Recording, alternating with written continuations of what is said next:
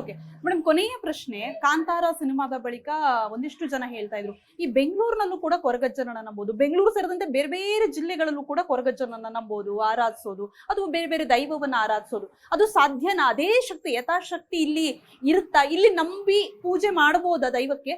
ನೋಡಿ, ನಮ್ಮ ಕಾಶಿ ವಿಶ್ವನಾಥನ ಎದುರುಗಡೆ ನಾವು ನಿಂತಿದ್ದೇವೆ. ಕಾಶಿ ವಿಶ್ವನಾಥ ಕಾಶಿಯವನು, ಇಲ್ಲಿ ನಾವು ಆರಾಧನೆ ಮಾಡುತ್ತಿಲ್ವಾ? ಹಾಗೆ ದೈವಗಳನ್ನು, ಆ ದೈವದ ಆರಾಧನೆಗೆ ಚ್ಯುತಿ ಬಾರದ ಹಾಗೆ ಎಲ್ಲಿ ಕೂಡ ಆರಾಧನೆ ಮಾಡ್ಬೋದು. ಇನ್ನು ಕರಾವಳಿಯಲ್ಲಿ, ತುಳುನಾಡಿನಲ್ಲಿ ಮಾತ್ರ ಆರಾಧನೆ ಇದ್ದದ್ದಲ್ಲ, ಕೊಡಗಿನಲ್ಲಿ ಮೊದಲಿಂದ ಇತ್ತು, ಸಕಲೇಶ್ಪುರದಲ್ಲಿ ಮೊದಲಿಂದ ಇತ್ತು, ಚಿಕ್ಕಮಗಳೂರಿನಲ್ಲಿ ಪಂಜುಲಿ ದೈವ ಸುಮಾರು 250 ವರ್ಷಕ್ಕಿಂತ ಹೆಚ್ಚಿದೆ. ತೀರ್ಥಹಳ್ಳಿಯಲ್ಲಿ ಬ್ರಾಹ್ಮಣರು ಕೆಲವರು ಕಲ್ಲುರುಟಿ ಮನೆ ದೈವ ಆಗಿರುವವರಿದ್ದಾರೆ. ಕಳಸದಲ್ಲಿ ಕೋಲ ಆಗಿ ಆರಾಧನೆ ಆಗ್ತದೆ. ಹಾಗಾಗಿ ಕೇವಲ ತುಳುನಾಡಿಗೆ ಸೀಮಿತವಲ್ಲ.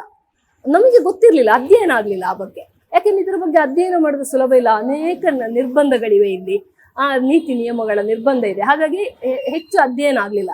ಆರಂಭದಲ್ಲಿ ವಿವೇಕರೈಗಳು ಮಾಡಿದ್ರು, ಚಿನ್ನಪ್ಪ ಗೌಡರು ಮಾಡಿದ್ರು. ನಂತರ ಅವರೆಲ್ಲ ಅಧ್ಯಯನ ಬಿಟ್ಟು ಬೇರೆ ಫೀಲ್ಡಿಗೆ ಹೋದ್ರು. ಅವರೆಲ್ಲ ಅಧ್ಯಯನ ನಿಲ್ಲಿಸಿ ಸುಮಾರು 30 ವರ್ಷ ಆಯಿತು. ನಂತರ ಕೆಲವರೆಲ್ಲ PhDಗೋಸ್ಕರ ಕೆಲವರು ಮಾಡ್ಕೊಂಡು ಬಂದು, ನಾನು PhDಗೋಸ್ಕರ ಮಾಡಿದ್ದು.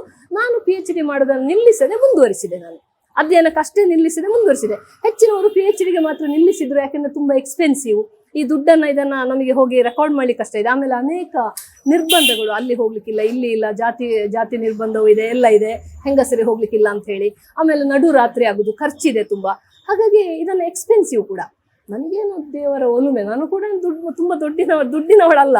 ಏನು ನಡೆಯುತ್ತದೆ ದೈವಗಳ ಅನುಗ್ರಹ. ಹೇಳ್ತೇನೆ, ಒಬ್ಬ ಸಾಮಾನ್ಯ ಮಹಿಳೆಗೆ 1253 ದೈವಗಳ ಮಾಹಿತಿಯನ್ನು ಸಂಗ್ರಹ ಮಾಡ್ಲಿಕ್ಕಾಗ್ತದೆ, ಬರೀಲಿಕ್ಕಾಗ್ತದೆ, ಪ್ರಕಟ ಮಾಡ್ಲಿಕ್ಕಾಗ್ತದೆ ಅಂದ್ರೆ ಅದು ನಿಜವಾಗಿ ನಂಬುವ ಮಾತ. ಯಾವುದೇ ಯೂನಿವರ್ಸಿಟಿಯ ಬೆಂಬಲ ಇಲ್ಲ, ಯಾವುದೇ ಸಂಘ ಸಂಸ್ಥೆಗಳ ಬೆಂಬಲ ಇಲ್ಲ, ಯಾವುದೇ ಪ್ರೊಫೆಸರ್ಗಳು ಕೂಡ ಗಟ್ಟಿಯಾಗಿ ನನಗೆ ದೊಡ್ಡವರು ಬೆಂಬಲಕ್ಕೆ ನಿಂದದ್ದಿಲ್ಲ ಈ ಫೀಲ್ಡಿನಲ್ಲಿ. ಆದ್ರೆ ಒಬ್ಬ ಮಹಿಳೆಗೆ ಸಾಧ್ಯ ಆಗಿದೆ ಅಂದ್ರೆ ಅದು ದೈವಾನುಗ್ರಹವೇ ಅಲ್ವಾ?